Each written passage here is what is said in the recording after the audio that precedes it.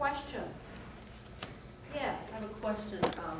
Do you know what the reaction was of the African American soldiers who came home to find their families gone?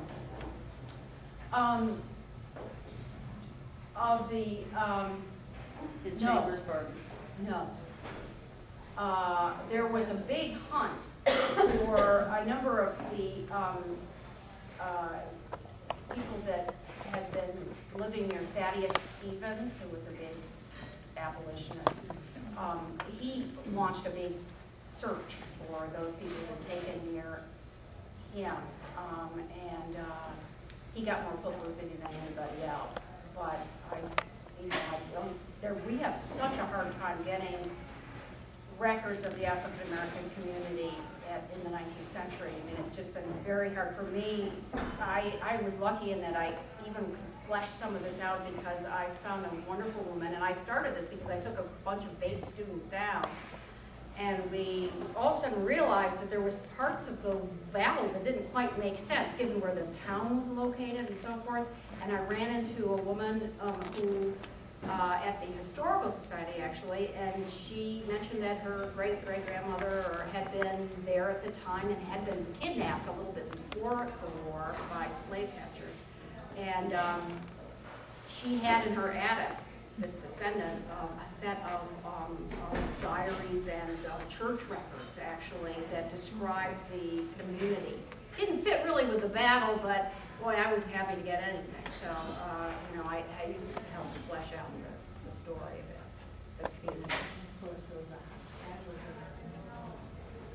Oh, thank you. Yes, Fort Wagner. If you have seen Glory, you know things didn't look so good for the people who were. And talk about erasing history.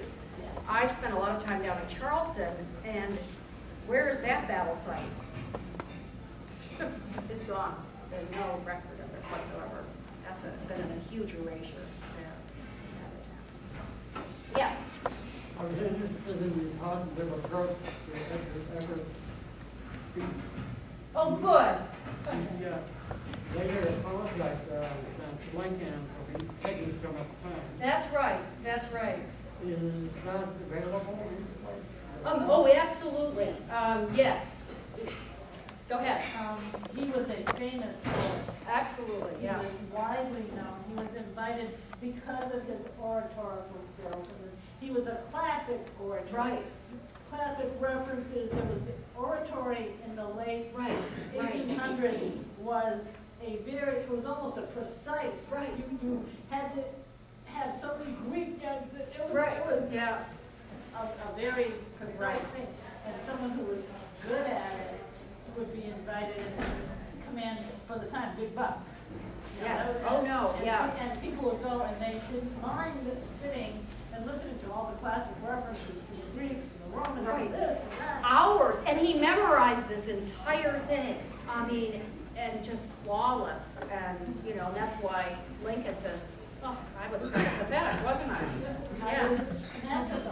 Right. And you look at the photographs of the scene. I'm sorry I didn't bring any pictures with me here, but and you can see Lincoln's little tiny head. You can think there are people walking around chatting, and hardly anybody can hear him anyway. So it's really interesting. Yes, sir.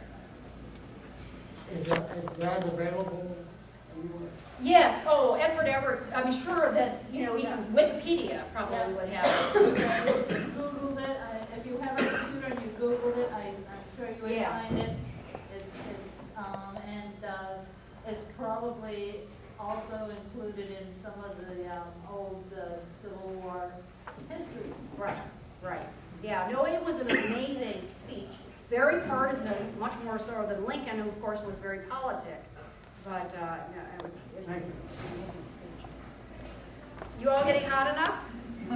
Thinking that it might be time to have a cool glass of something at home? Well, you've been very nice to come out of this and brave the heat.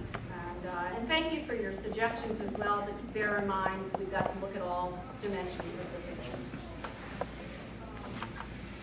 Okay, thank you. Okay.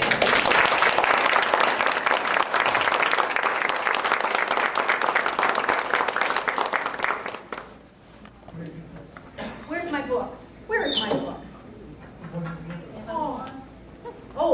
Amazon, it's for sale for something like 50 cents. Isn't that discouraging? What's that all about? I mean, Resellers, yeah. geez, that's, I mean, you know, oh.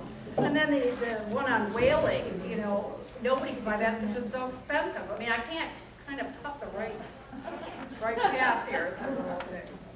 Anyway, thank you very, very much. Thank you. Thank you.